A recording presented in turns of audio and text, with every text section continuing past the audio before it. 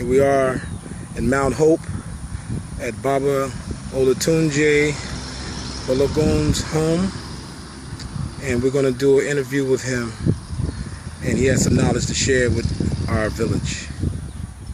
And our village are you African folks, all of us as one family. All right, and we're sitting on his land. All right, this is like one of the highest points here in this area.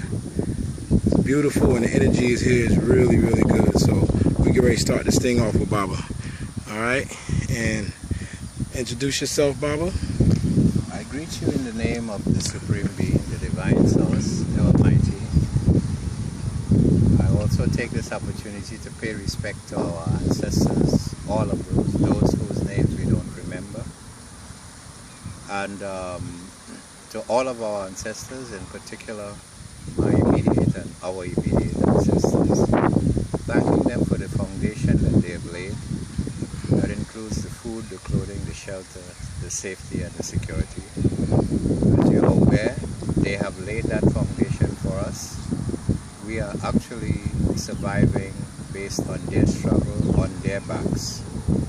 So we always take this opportunity to give thanks and praises to the universe and our ancestors for all the wonderful things that they have done for us. I also want to take this opportunity to thank all of those who have contributed to my well-being, so many that I can't even begin to mention the names of all of those. To you all, those who have passed on and those who are still with us, I say thanks. To you, Brother Hero, it's a pleasure. Although we have just met, as you said earlier, we are family. We can feel the energy, and I'm happy that we have an opportunity like this to share. This is my home, and I want it to be understood that I was born in San Fernando, Trinidad on the 29th of April, 1947. At the age of 23, I migrated to New York, where I joined the Army in 1971, approximately 1 year after, spent 2 years. Came out in 73, an alcoholic, relatively dysfunctional mindset, and I had to struggle to regain my sanity. During that time, I ended up being an alcoholic. I ended up having a bout with nervous breakdown.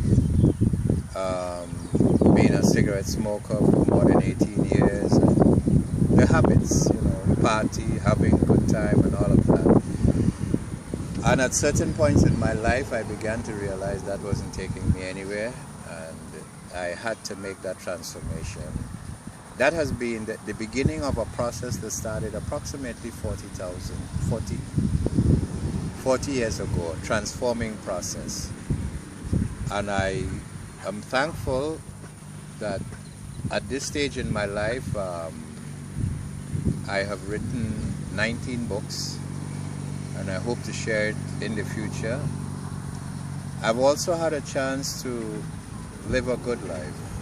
I'm thankful that I had the opportunity to step out of the United States of America, to step out of the American dream when I discovered that it was in fact a nightmare, and to move forward. And I've been away from the United States of America, although I'm an American citizen. I've been away from there since 1985. I just make occasional visits for a short period of time. Matter of fact, whenever I get into that society, I'm pretty much paranoid. But anyhow, with a limited time, I just wanted to share some information with you on some of the viewpoints that I've acquired in the reawakening in my journey to truth, which is the theme of my work, Journey to Truth, and the reawakening. Because I don't want it to be an awakening, because there's nothing that I have learned or will share is new. It has always been there. We as a people fell asleep, and now we are reawakening. There are some things I would like to look at. The whole concept of duality. which came out of ancient Kemet, and which is the last major story that they left us with before our decline. And that was the concept of duality, which is reflected in the story of As and Aseru, which we know as Isis and Osiris. You all should know that story. If you don't, you could find it. It's a common story. But in that, the whole struggle was between negative and positive, the perception of negative and positive, right and wrong, bad and good. And out of ancient Kemet, they looked at order and disorder. So the idea is that we have to recognize that we need to focus on order in order to take care of disorder. Based on that concept, I have the opinion that I am automatically 50% bad and 50% good. So therefore, I try to strive for 51% good to neutralize the 49% bad. Usually I am hanging out between 75 and 85% good. So when people ask me how you're doing, I say I can't complain. What do you mean you can't complain? I can't complain. I have my challenges like everybody else. But I am aware that the tremendous amount of resources that the universe has provided for me way outweighs the few challenges that I experience in my life. So that whole concept of duality is something that we need to be aware of, and we need to focus on what we perceive as the positive to neutralize and overcome the negative. The next thing that we need to look at, and I can go through so many experiences that all of us have gone through. And I like how Coleman, our brother from New York, says, we live in a world run by psychopaths. They are sick, and since they have influence on our lives, it means that we also are sick. It just depends on our degree of sickness. He said some of us are acutely ill, some of us are chronically ill, and some of us are terminally ill. When I recognize that about myself, when I recognize my own sickness, which means violation of the law of nature, then I could have taken the steps to correct it. So I recognize that life's difficulties, pains, sufferings, and struggles were all designed for the development of good character. You can find that in many of the African traditions, especially in the Yoruba tradition. Another thing that I feel is very important that we need to look at is those perception of a concentration of energy, like you see in the hurricanes, the tornadoes, the volcanoes. When we look at our lives, as human beings, we tend to be creatures of habits. And even when those habits are harmful to us, it seems as though we can't let go of that. And we know what happens with stagnation. Stagnation leads to decay. Stagnant water smells funky, my brother.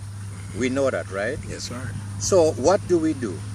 The degree of stagnation requires a degree of force to rise above that stagnation.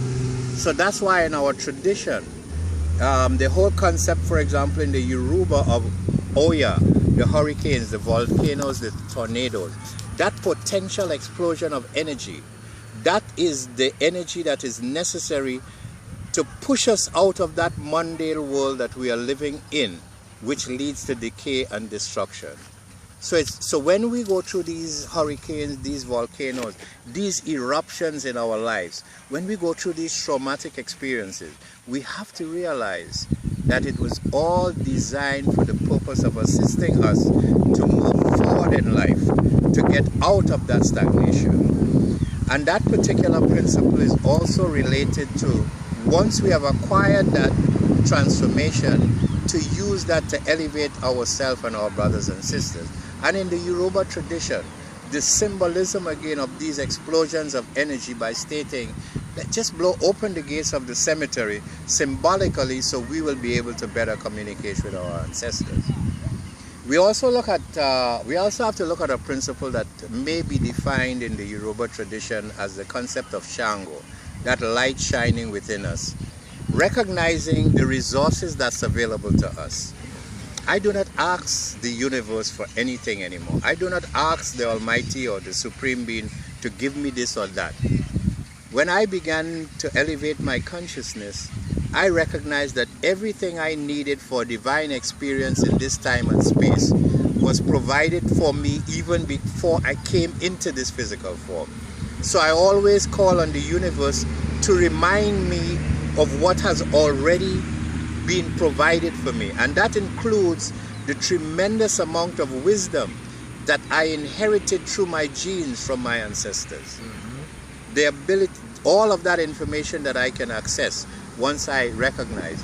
So that when we acquire all of these particular resources, that light starts shining in us. And that's where we have to be careful and stay under the head of a battler in humility and patience. Because that dysfunctional ego starts stepping in. Someone sees the light shining in me and they recognize it and they reach out to me, and then I go into this, the I, it's about me, it's about Olatunji. We got to rise above that, right, and place ourselves under the head of a battler in humility and patience, so that we can utilize the resources to assist ourselves and to help elevate our brothers and sisters.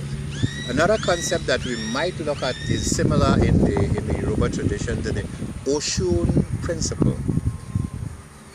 The idea that in life there's always what is real and the illusion of on what may be real. So the idea of being able to see what is within us and to respond appropriately. You know, the river, as in Oshun, when it's flooded, it's cloudy under there. It's very difficult to see. You could jump in there, hit your head against something and get drowned.